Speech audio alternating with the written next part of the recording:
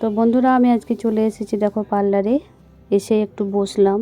আর এদিকে ক্লায়েন্টও আছে, কাজ করতে হবে, একটা ফেস ভ্যাক্সিং হবে, তো সেটাই এখন করতে হবে।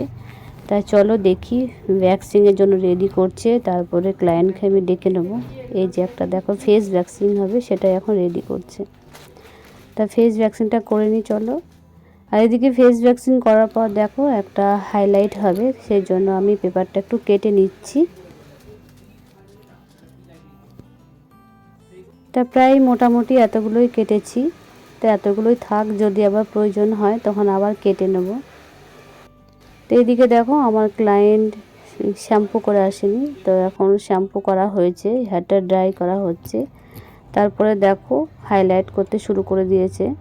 তো পুরো অল ওভার চুলে হাইলাইট হবে, রেড কালার করা হবে, সেই রেড কালারই এখন করছে দেখো।